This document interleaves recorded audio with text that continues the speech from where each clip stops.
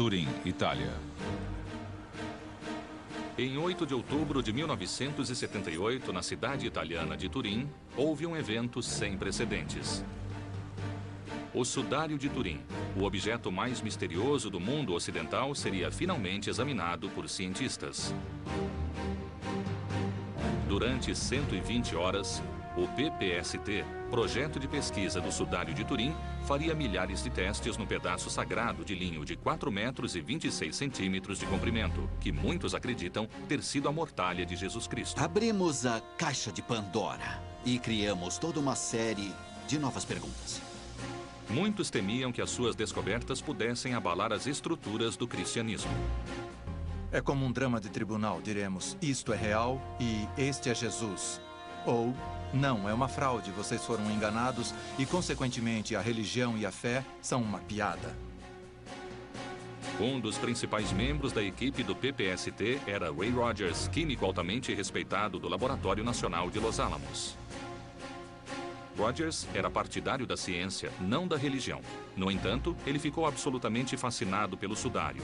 Para ele, era um grande mistério, esperando para ser revelado. Eu não acredito em milagres que desafiam as leis da natureza. A jornada científica que levou Rogers e dezenas de outros cientistas ao sudário de Turim começou com o fotógrafo amador Secondo Pia, que em 1898 bateu a primeira foto do sudário. E a imagem revelou algo que ninguém havia visto antes. Quando Secondo Pia bateu aquela foto, quase deixou cair a chapa. Ele ficou assustado e disse, meu Deus, eu estava olhando para o rosto do Senhor. A imagem no sudário estava muito desbotada, mas o negativo fotográfico de Secondo mostrava um rosto em contraste intenso. Foi o primeiro indício real de que o sudário continha mais do que se podia ver a olho nu, e isso causou uma enorme comoção. Ele foi imediatamente acusado de fraude, de enganar, mentir e manipular o objeto. É falso. E foi somente em 1931, quando Giuseppe Henriet pôde fotografar o sudário pela segunda vez, que os cientistas de repente pensaram, mas espere um pouco, talvez valha a pena examinar isso mais de perto. Mas os cientistas não tiveram a oportunidade de examinar melhor o sudário. Mais 40 anos se passariam antes que houvesse um novo avanço, graças ao então moderníssimo analisador de imagens chamado VP8. Pronto. Peter Schumacher era engenheiro de campo da equipe que criou o VP8, originalmente desenhado para analisar imagens de aparelhos médicos e satélites. Ninguém na nossa empresa havia sequer ouvido falar do sudário de Turim, quanto mais visto fotos ou se interessado pela análise das imagens do sudário de Turim. O analisador VP8 assinala as áreas claras e escuras de uma imagem numa grade tridimensional. Em meados dos anos 70, Eric Jumper e Joe Jackson, cientistas da Academia da Força Aérea dos Estados Unidos, souberam da nova tecnologia e pediram a Schumacher para usá-la no exame de uma fotografia do sudário. Pedimos a Schumacher que recriasse o teste para que pudéssemos ver exatamente o que foi que empolgou os cientistas 30 anos atrás.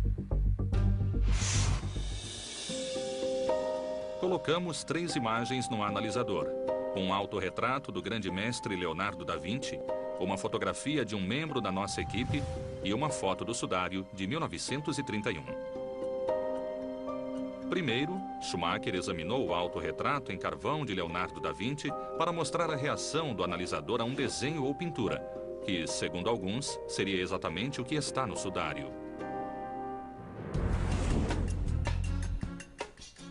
Se fosse pintado, ficaria parecido com o desenho do Da Vinci, cujo resultado é praticamente a aparência de ruído. É um contraste bastante suave. Em seguida, queríamos ver como ficaria uma fotografia normal no VP8. Testamos a foto de um membro da nossa equipe. Na realidade, as faces do Jim não são assim tão achatadas. As sobrancelhas dele não são sulcadas na testa e o nariz não está borrado no rosto todo. É assim que ficam as fotografias colocadas no VP8. Ele não revela a altura ou profundidade reais, coisas que compõem uma verdadeira imagem tridimensional. Mas quando uma imagem do sudário é colocada sob o analisador, algo extraordinário acontece. De repente, vemos contraste que tem realmente relação com altura e profundidade, uma distância verdadeira. O nariz é mais proeminente. As faces são arredondadas. O cabelo tem forma e acompanha a cabeça. A imagem toda tem dimensões. Os resultados obtidos por Schumacher aprofundam o mistério que começou com Secondopia.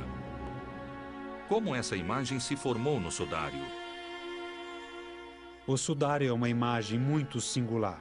Ela é uma peça única em todo o mundo. Não existe nada parecido. Um relevo tridimensional, frente e costas de um ser humano inteiro. É a única que existe. Não há outra, em lugar nenhum, de forma alguma. Eu não sei como ela foi feita e nunca ouvi falar de alguém que saiba. Existe apenas o sudário de Turim.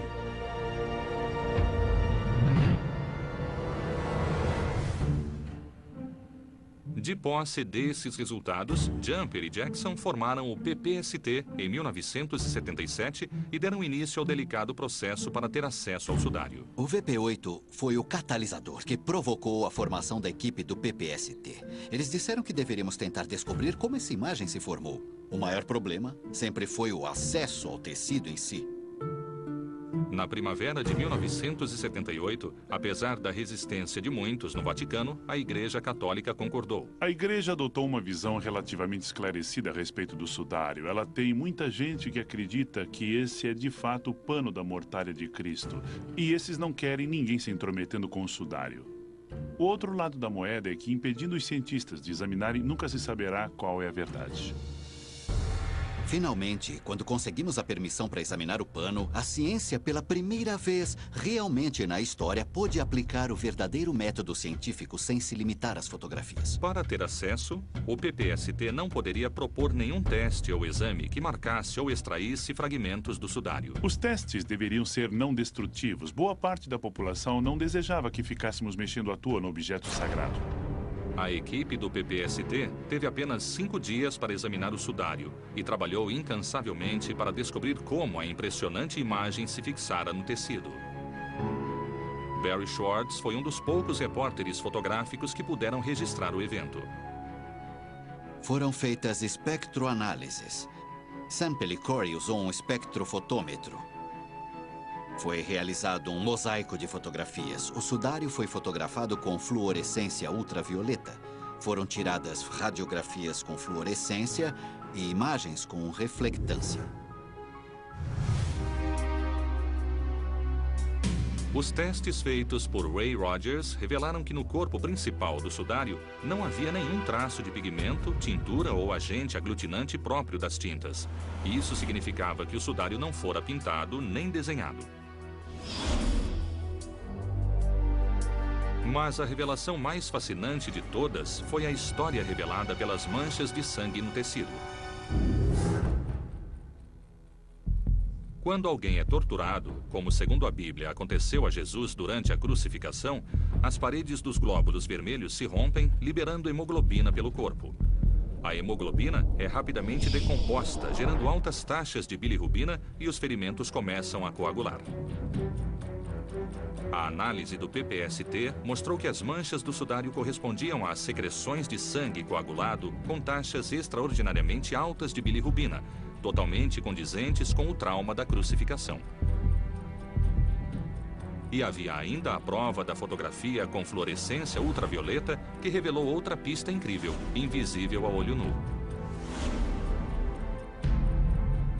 Foi possível ver com clareza as manchas de soro ao redor das manchas de sangue que estavam invisíveis até que nossa equipe fotografou o sudário com luz ultravioleta fluorescente aproximadamente 2000 anos depois que esse homem foi assassinado. O soro é o componente líquido do sangue. Ele é composto principalmente de água e suas manchas eram invisíveis no sudário até que ficassem fluorescentes sob a luz ultravioleta. Nenhum artista medieval poderia ter previsto a invenção da fotografia com fluorescência ultravioleta e pensado, bom, eu vou esconder as manchas de soro e daqui a 700 anos eles irão encontrar. Me poupe. O PPST tentou determinar como a imagem no tecido foi criada, mas não conseguiu encontrar uma resposta. Temos uma imagem sobre a qual a ciência moderna, com todas as suas técnicas e tecnologia, e pelos padrões de 78 tínhamos o que havia de melhor, não conseguiu responder uma pergunta simples: como essa imagem foi parar nesse pano? Ray Rogers e a PPST concluíram seu trabalho no sudário de Turim com mais perguntas que respostas.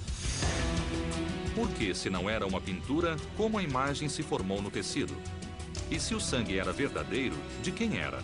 Como e quando aquele homem morreu?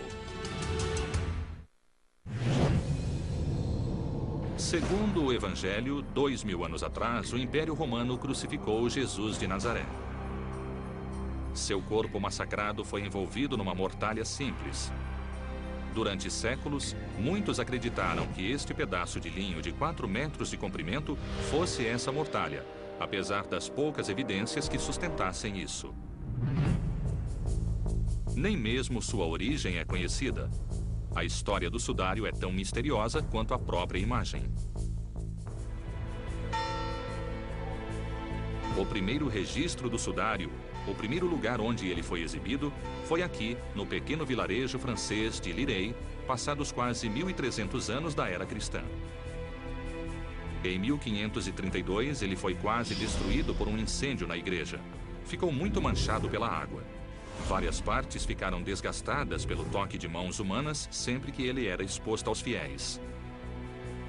Freiras da Ordem das Irmãs Clarissas costuraram um forro no sudário no intuito de preservá-lo.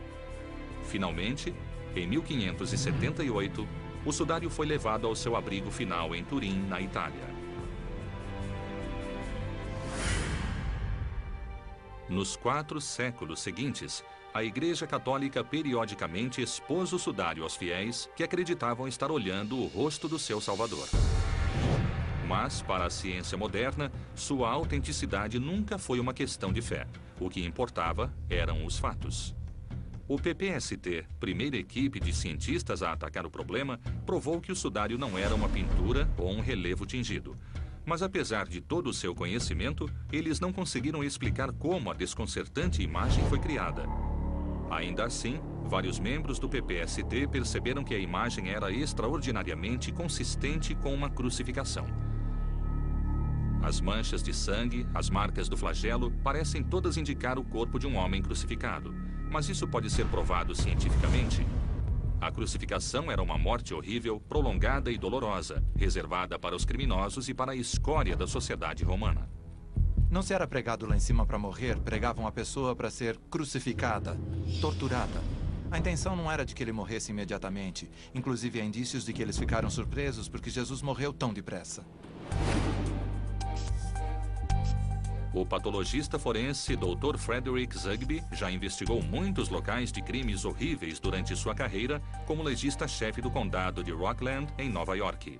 Minha especialidade era o mecanismo, o modo e causa da morte e o tipo de sofrimento do indivíduo.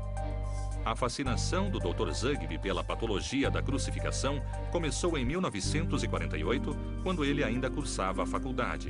Ele decidiu montar seus próprios experimentos para investigar uma questão fundamental.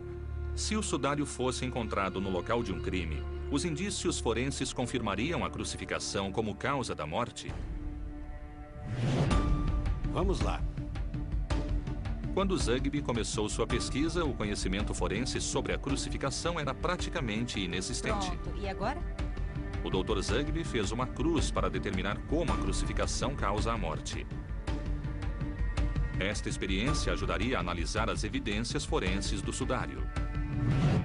O único pressuposto disponível na época era de que a vítima sufocava sob o peso do próprio corpo, mas a experiência de Zugby sugeria outra coisa.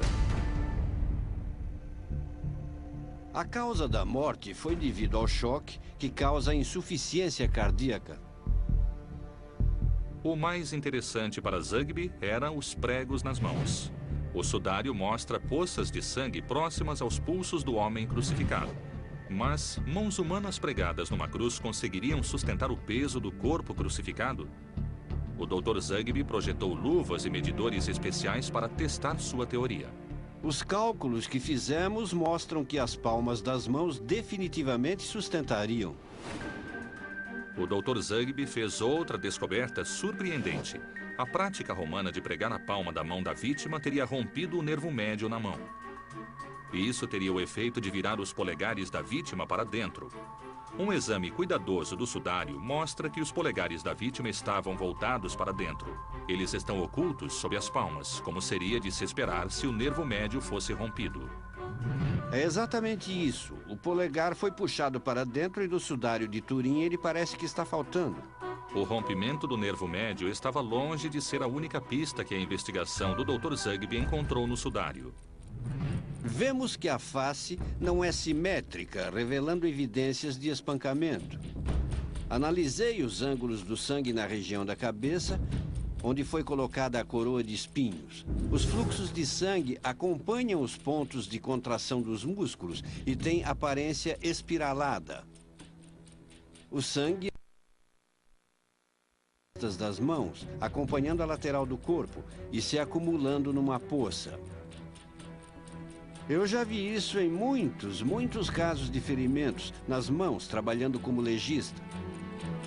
A partir dessa riqueza de informações, o Dr. Zugby chegou a uma conclusão assombrosa sobre a imagem no sudário. Do ponto de vista da patologia forense, ela é totalmente consistente com a de um indivíduo crucificado. Não tenho qualquer dúvida.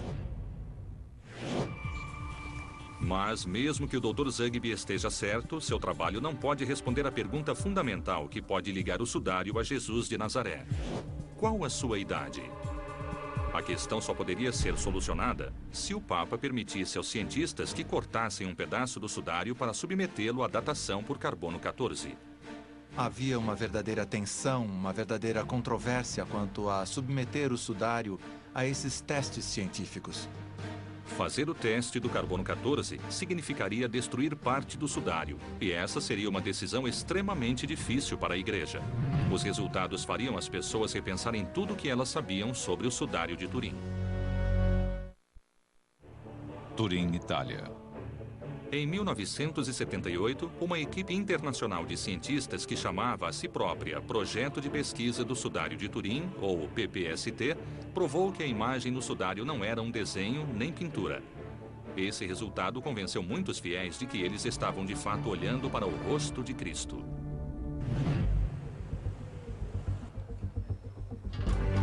Mas, se o sudário foi a mortalha de Jesus, o linho teria que ter 2000 anos.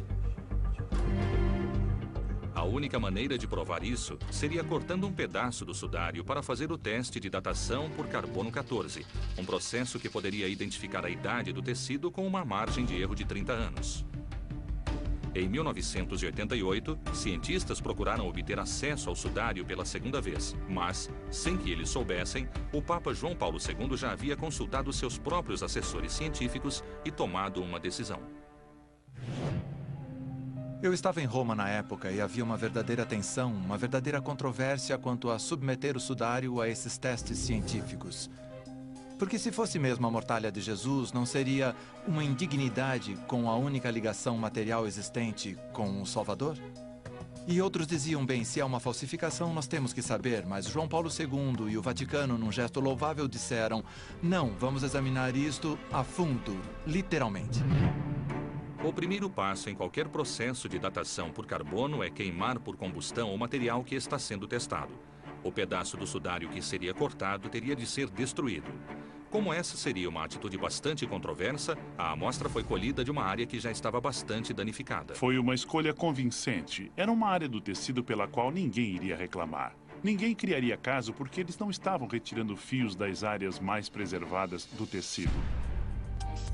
O pedaço retirado do canto estragado foi dividido em 4 amostras separadas. Um pedaço do sudário foi enviado à Universidade de Oxford, outro para um instituto tecnológico da Suíça, em Zurique, e 2 pedaços menores foram para a Universidade do Arizona, aos cuidados do Dr. Tim Joe, membro da equipe original de datação por carbono. Todas as pessoas, todas as plantas e animais da face da Terra contêm aproximadamente a mesma quantidade de carbono 14 enquanto estão vivos. Quando morremos, o carbono 14 do corpo se decompõe a uma taxa conhecida. Medindo o carbono 14 da amostra e comparando com um padrão, podemos calcular a idade com base na relação entre a amostra e o padrão. Primeiro, a amostra do sudário foi limpa de todas as impurezas. Em seguida, ela foi literalmente queimada. Começamos com uma amostra de linho sendo queimada e levando o carbono da amostra ao estado gasoso. O CO2 é em seguida solidificado e transformado em grafite ou carbono puro. Cada amostra de grafite passa por um espectrômetro de massa com acelerador que conta cada átomo individual de carbono 14. Esse detector consegue contar um átomo por vez. Nas amostras modernas, contamos acima de 100 átomos por segundo. Numa amostra antiga que teria em torno de 50 mil anos, contamos 5 ou 10 átomos em 2 minutos. A partir do número obtido, os cientistas conseguem precisar uma data. Para o teste do sudário de Turim, cada laboratório trabalhou secreta e independentemente do outro, mas todos chegaram a datas próximas. Queríamos ter certeza e repetimos a medição mais vezes que o normal. Mas após 5 minutos, já sabíamos que ele não tinha 2000 anos. O sudário de Turim revelou-se uma peça medieval do século XIV. E é o que mostra a datação por carbono 14. O sudário foi datado entre 1260 e 1390. A datação por carbono 14 foi uma revelação surpreendente que chegou às manchetes do mundo todo. O fato científico era de que o sudário de Turim não poderia ser a mortalha de Jesus de Nazaré. Ray Rogers, membro do PPST, sempre se manteve imparcial quanto à autenticidade do sudário. Mas ele era um cientista e, do seu ponto de vista, esta era uma prova final e conclusiva de que o sudário era uma falsificação. Apesar dessa evidência, muitos fiéis continuaram acreditando que o sudário de Turim era autêntico. Mas sua crença foi descartada pela maior parte da comunidade científica, principalmente por cientistas como Ray Rogers. Eu lia coisas que os fanáticos diziam explicando por que a data estava errada. Fiquei irritado e até mesmo zangado. Não acredito em alguém que diz: acho que estou vendo flores no sudário ou acho que estou vendo barquinhos navegando. Nisso eu não tenho fé. Ray Rogers tinha sim fé absoluta nas conclusões baseadas em provas científicas, mas esse pragmático homem da ciência estava prestes a ter a maior surpresa de sua vida profissional. A datação por carbono do sudário de Turim em 1988 concluiu que ele não era a mortalha de 2000 anos que envolveu o corpo de Jesus de Nazaré, mas uma falsificação feita somente no século XIV. Ray Rogers e a equipe do PPST haviam excluído a possibilidade de que o sudário fosse uma pintura ou um relevo tingido, mas a origem da imagem continuava sendo um mistério. E essa centelha de dúvida era suficiente para manter viva a fé de muitos. Há pessoas que ficaram tão envolvidas emocionalmente no assunto que não aceitam qualquer resultado científico. A sua fé não será abalada por meia dúzia de intelectuais da ciência. Columbus, Ohio. Sue Benford e seu marido Joe Marino estão entre os que acreditam que o sudário é autêntico. Nunca ouvi falar do sudário antes de 1997. Eu estava zapeando pelos canais de TV quando vi a imagem. E senti alguma coisa, uma certeza de que aquele era o rosto de Jesus. Benford diz que essa visão foi a inspiração para que eles encontrassem provas de que a datação por carbono estava errada. Ambos reconhecem que não são cientistas e que não têm formação ou credenciais científicas. Sue administra uma pequena organização sem fins lucrativos que defende um tratamento humanitário para os animais usados em pesquisas científicas.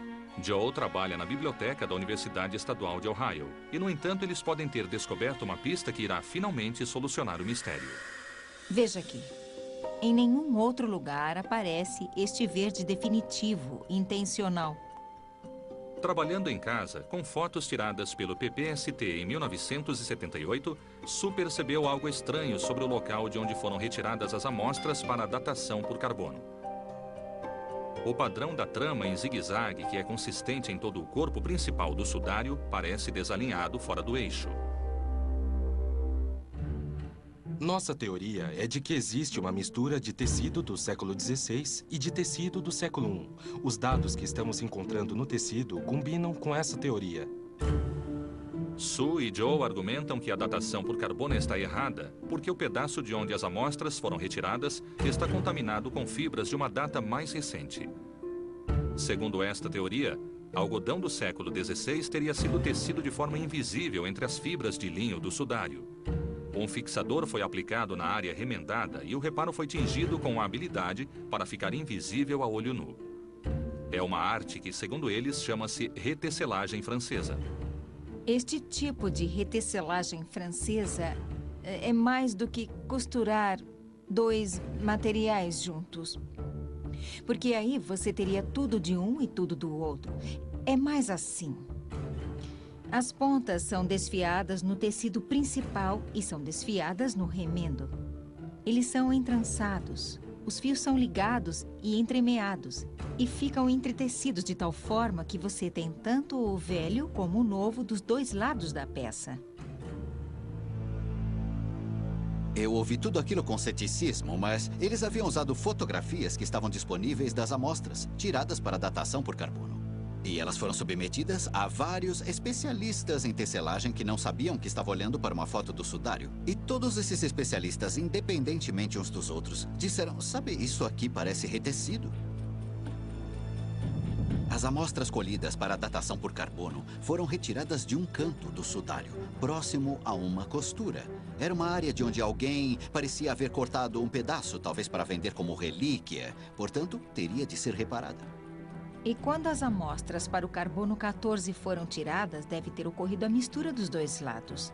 E a menos que você examinasse individualmente cada fio, não conseguiria determinar século I ou século XVI.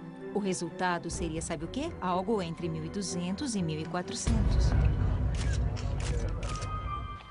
Sue procurou anomalias estatísticas nos resultados de datação por carbono que confirmassem a mistura de fios novos e velhos. O que ela descobriu foi um padrão incrível que não poderia ser explicado como coincidência.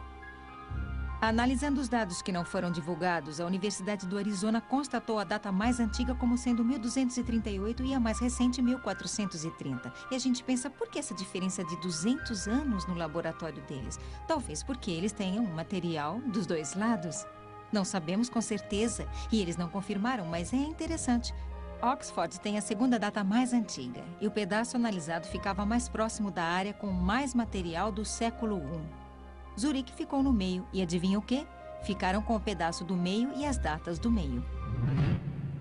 Em 2000, Sue e Joe apresentaram um ensaio em Orvieto, na Itália, detalhando a sua teoria de que algodão medieval teria sido usado no canto danificado do sudário.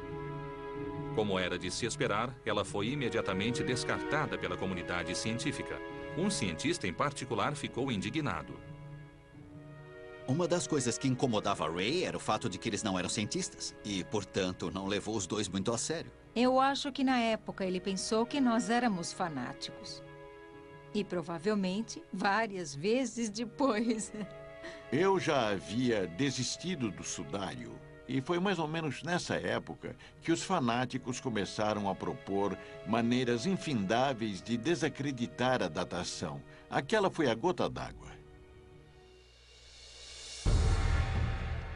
Eu recebi uma ligação do Ray. Ele disse, mas o que é isso? É baboseira. Em 5 minutos posso provar que estão errados. Respondi, bom, Ray, fique à vontade. Ray Rogers ficou surpreso com o que descobriu no seu laboratório. Na sua opinião, Sue Benford e Joe Marino estavam certos. Em 1988, a ciência declarou que o sudário de Turim não poderia ser Jesus Cristo, pois teria apenas 700 anos. Sue Benford e John Marino apresentaram o primeiro desafio de verdade aos resultados da datação por carbono. Eles acreditavam que haviam provado o erro da datação porque o pedaço de onde foram retiradas as amostras havia sido contaminado com fibras de algodão do século XVI. Para o químico Ray Rogers, membro original do PPST, a teoria de Sue e Joe era fantástica e implausível. Ele não acreditou e disse: isso é bobagem, não pode ser verdade. Foi ele quem disparou a artilharia pesada do PPST. Era o tipo de pessoa que, se não gostasse do que você estava dizendo, descarregava a arma antes que você conseguisse respirar. Ele era um cara que não tolerava, principalmente quem fazia pseudociência. Parece improvável, parece extremamente conveniente. E nem eu mesma acreditei quando descobri. Rogers estava numa posição privilegiada para confirmar ou descartar a teoria. Ray estava com as amostras de 1978 retiradas com fita adesiva da superfície do sudário, mas não eram fibras grandes, eram fibrilas coletadas da superfície. Ele tinha também algumas amostras retiradas do sudário pelo professor Reis, que retirou um pedaço de um canto contíguo à área coletada para a datação por carbono. O que poucos sabiam é que Ray Rogers estava numa corrida contra o tempo. Ele estava perdendo uma longa batalha contra o câncer. Seu velho amigo Barry Schwartz gravou esta entrevista para garantir que Ray pudesse contar com suas próprias palavras o que ele fez em seguida. Eu li o ensaio e pensei, eu tenho as amostras que podem acabar com essa teoria. Peguei as amostras de raiz e as amostras do sudário e voltei ao trabalho. Horas depois ele ligou e disse: rapaz, olha, eu não acredito nisso. Eles tinham razão. Tem algodão mesmo. E falou, não tem algodão no restante do sudário, mas aqui tem algodão entretecido. Eles devem estar certos. Ninguém ficou mais chocado que o próprio Rogers. Sua observação inicial parecia confirmar a hipótese de Sue e Joe. Mas ele sabia que para ter certeza absoluta, teria que examinar os fios que passaram pela datação por carbono.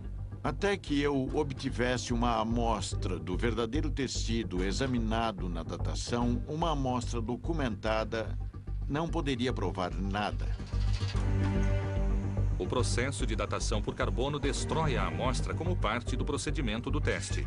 Mas todos os laboratórios que fizeram o exame em 88 haviam mantido uma pequena amostra de reserva. Na amostra autêntica usada na datação que eu recebi, os fios foram retirados do meio dela e, portanto, não havia dúvida. E quando examinei as amostras da área da datação, foi muito fácil encontrar o algodão. Rogers estava agora convencido de que Sue e Joe tinham razão. Inclusive, ele encontrou outros indícios que eles deixaram passar, provando que o sudário havia sido remendado com fibras de algodão, exatamente no local onde foram coletadas as amostras para a datação. Se você olhar uma área onde o segmento de fio do sudário original foi entrelaçado na parte nova e retecida, o entrelaçamento mostra claramente o fio novo que foi colocado e tingido para igualar. A única coisa tingida ou manchada no sudário é a área da datação. Portanto, a minha hipótese no momento é que isso foi feito de propósito para enganar os olhos.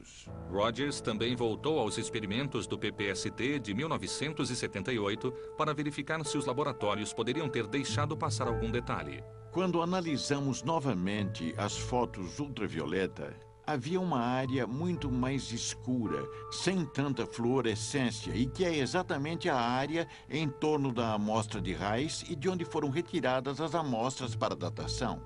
Se eles tivessem olhado as fotografias e estudado as informações que tínhamos em 1978, teriam visto que aquele era o pior lugar para se colher uma amostra. Se alguém tivesse prestado atenção nas minhas fotos de 78 e em outros dados que reunimos, com certeza teria escolhido uma outra área. Minha conclusão é que aquela área foi remendada, e isso foi feito por alguém com grande habilidade e com materiais diferentes do originalmente usado no sudário. Em 2005, apenas 5 semanas antes de perder a luta contra o câncer, Rogers publicou o último trabalho de sua brilhante carreira. Ele não questionou o método científico dos laboratórios que fizeram a datação. Inclusive, acreditava que eles foram precisos, mas apenas com a parte danificada do sudário. Em sua opinião, os resultados nada revelavam sobre a verdadeira idade do corpo principal da peça. No entanto, para sua grande frustração, ele descobriu também que uma nova datação por carbono poderia agora ser impossível. Em 1988, um teste de datação por carbono concluiu que o sudário de Turim tinha apenas 700 anos. Ele foi descartado como uma falsificação. Mas e se essa conclusão estivesse errada? E se, como Sue Benford e Joe Marino argumentam, a datação houvesse sido contaminada pela presença de fibras da época medieval? Se eles estiverem certos, então o sudário de Turim pode ser exatamente o que acreditam os fiéis. Não acredito em milagres. Não mesmo. No fim da vida, Ray Rogers foi levado de volta ao laboratório pela teoria de Sue Benford e Joe Marino. Para sua surpresa, ele acabou concordando com os dois. Estou chegando à conclusão de que existe uma boa chance de que seja o pano usado como mortalha para o Jesus histórico. Ele escreveu um ensaio, que foi aceito para publicação na Thermochemica Acta em janeiro de 2005. E até aquele momento, esse ensaio era o único documento científico revisado por especialistas que desafiava a datação por carbono de uma forma aceitável. Rogers seria talvez a única pessoa que poderia confirmar aquela teoria, já que tinha acesso a fibras tanto do corpo principal do sudário quanto da área usada na datação. Ele também sabia, a partir de suas próprias experiências em 1978, que o sudário não continha pigmentos ou tinturas. E, no entanto, analisando os fios do canto de onde foram retiradas as amostras para a datação, foi exatamente isso que ele encontrou: tintas, gomas, resinas. Sinais de que aquela área havia sido remendada séculos atrás. Fotos feitas com um microscópio mostram isso claramente. As fibras de algodão da amostra usada na datação têm um revestimento pesado de goma adesiva da tintura. E algumas das fibras de linho não têm nada disso. Elas continuam lisas e não têm nada grudado. Este é o ponto crucial. O linho é muito difícil de tingir e ele envelhece com o tempo, fica mais escuro.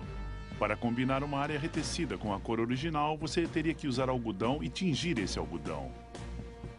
Ray encontrou ceras naquelas amostras, o que para ele indicava que os fios seriam do chamado processo de retecelagem invisível. Mas Rogers sabia que suas descobertas teriam de ser testadas com equipamentos muito mais avançados do que os que tinha no seu laboratório em casa. Recebi uma incumbência de um homem à beira da morte. E eu quis terminar o que ele esperava. Bob Villarreal foi colega de Rogers no Laboratório Nacional de Los Alamos. Antes de morrer, Rogers pediu ao amigo que confirmasse de forma independente suas descobertas. Para ele foi uma corrida contra o tempo, porque sabia que estava morrendo. Ele queria saber se aquele canto do sudário tinha a mesma composição, fosse fibra de linho ou de algodão. Se fosse de algodão, não seria igual ao restante do sudário.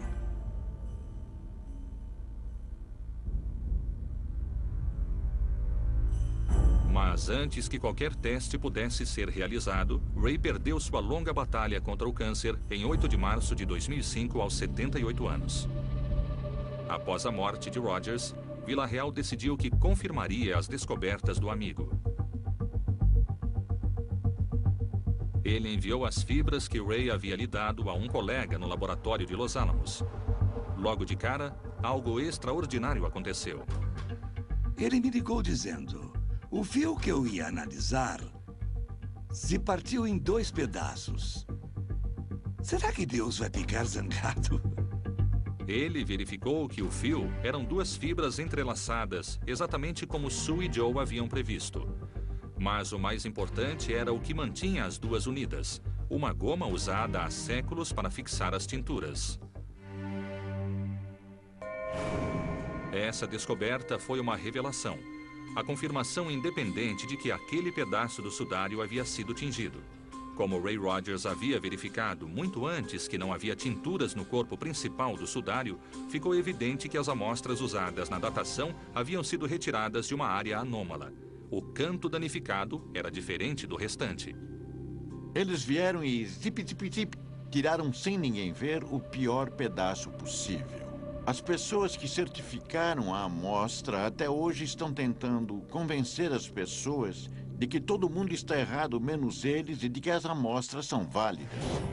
Nos seus últimos meses de vida, Rogers tornou-se um ardente defensor de uma nova prova de datação.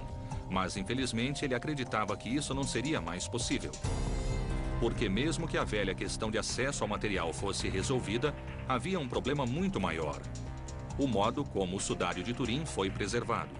Ray Rogers comentou o fato de que a caixa onde o sudário foi guardado, o relicário, foi tratada com timol, um antisséptico que mata qualquer coisa viva.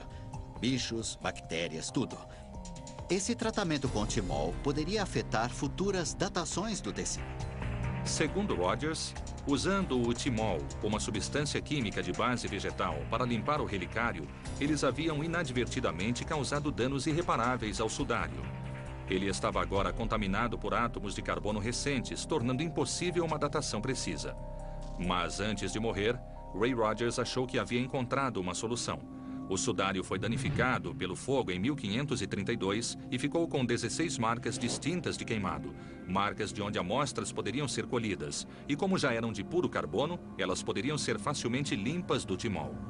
Ali existe carbono queimado desde 1532 e o tecido queimado é bastante impermeável a qualquer tipo de ataque. Portanto, daria uma boa amostra para a datação. E o melhor de tudo é que essas áreas queimadas já foram coletadas na restauração do sudário feita em 2002. Em 2002, retiraram o fogo, removeram todos os remendos. Como esta área queimada aqui. Os pedaços queimados foram cortados à volta dos buracos queimados e foram guardados. É material excelente para carbono 14, pode ser datado. Esses restos carbonizados podem conter a chave para finalmente solucionar o mistério do sudário de Turim. Alguns colegas de Ray entraram com um pedido no Vaticano para ter acesso às amostras queimadas e realizar uma segunda datação.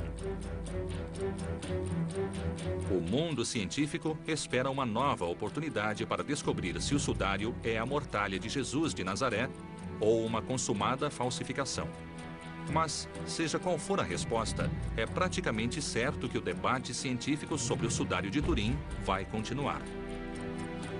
Se ele não for antigo bastante para ser o sudário de Jesus, então vou me sentir diante de um milagre, porque um sujeito da Idade Média conseguiu criar algo que não somos capazes de reproduzir ou explicar completamente, e eu gostaria de saber como isso foi feito.